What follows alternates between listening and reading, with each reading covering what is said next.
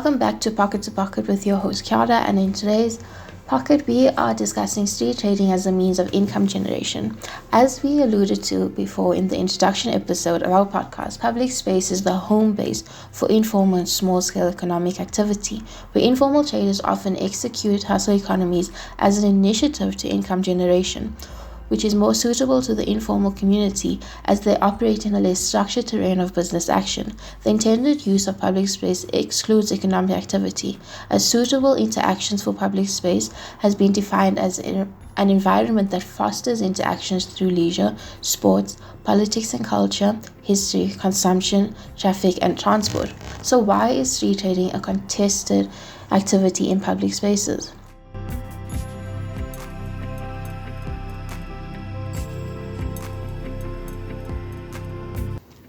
Everyone has their hustle, and in today's episode we'll be exploring the hustle of street traders and the opportunities that they build for themselves. Whether it be hustling for a living, a single side hustle, or several, today's guest will be a hustler who has many jobs. To name a few, she's a domestic worker and a seamstress, but our focus in this episode will be done on her participation in pavement economies and the resale of clothes. Hello everyone. I decided to sell clothes because of losing work. I started selling them that it can better doing something than waiting to get a job. I buy clothes in some pawn shops if they on sale, and I advertise them to my friends on WhatsApp. They come through to buy my clothes. People who they buying these clothes, they are domestic workers, neighbors, and friends. Some people who they buying these clothes, they mix with the new customer. Jumble sale is good because of cheap clothes. They first buy them. In this snippet of her interview, she describes the reasons for entering pavement economies as a viable solution to income generation, and not sitting around waiting for a job, but also her decision to stay in this environment that offered her freedom to manage many jobs at the same time. What started off as a sole form of income grew into an economic activity that she participates in when she sees the need, whether it be setting up shop outside her residence where she stays on certain days when she does have clothes to sell, or advertising her stock to her friends and family on WhatsApp. She decided not to only express herself in space, but has begun to expand her horizons through media to get a better reach on customers. To give perspective to the working environment that she is exposed to, her business is run in a residential area that is slowly transitioning into a mixed-use community of business offices, bed and breakfast, and doctor's offices, and her customer market is predominantly catered to the domestic workers that are in the area and walking past her, set up on their way to work.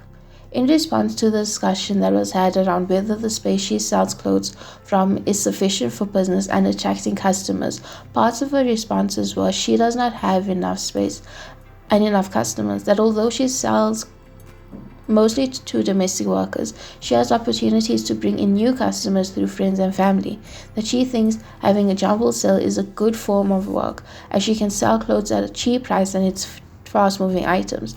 And when she was asked where she would like to sell if not as a street trader, her desire is to move to spaces where she can get more customers in an environment like a shopping mall or a store, that she can advertise better and sell more clothes. I don't have enough space and it's not lot of customer.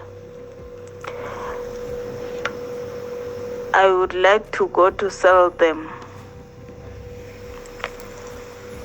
where there is the busiest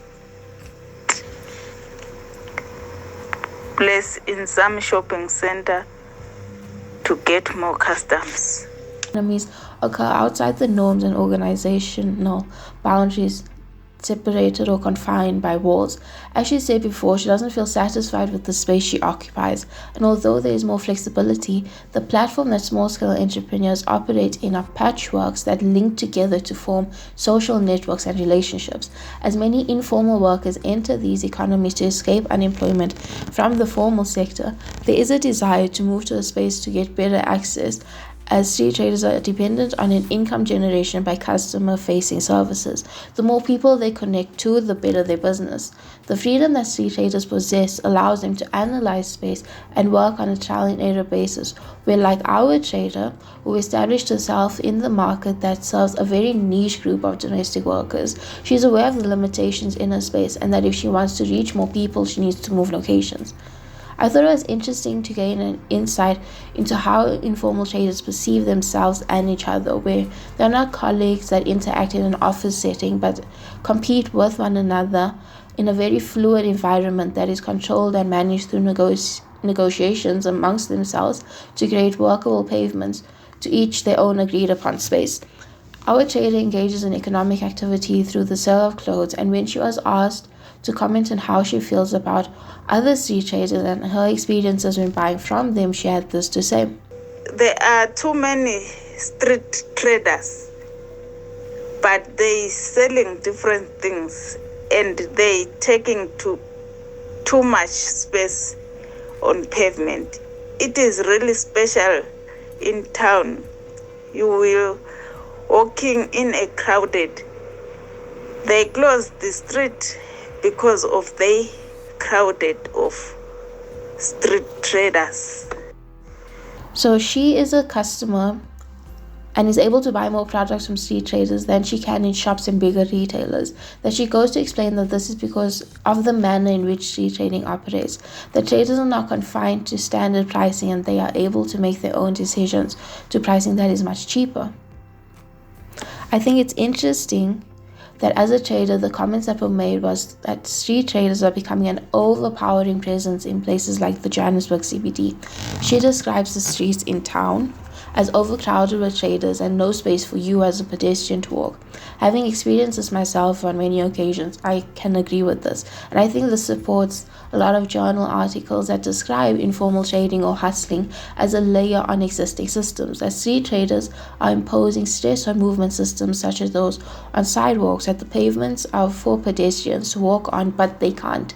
And with the abundance of traders flocking to the CBD, there's a strain on public space and the availability to create multifunctional spaces that are sufficient to support movement and economic activity. And with the increase in competition to get customers, the quality of goods being sold have been impacted. As a frugal innovation to sometimes a dire situation, our trader describes the quality of products that is sold on the streets as poor quality, and I think that's always a factor to consider. But informal practices have been described as a process of being caught in between a never-ending situation, but also a stand to be part of something and a design of a smaller system of employment, trade, and social interaction. Like any economy, hustling is a cutthroat industry that requires consistent innovation and altering of public space to suit their needs. But how do we, as professionals or government, aid the development and growth of street trading and the steps we take to understand why they do what they do? In the next episode, this is what we'll be talking about. Thank you for listening. Until next time.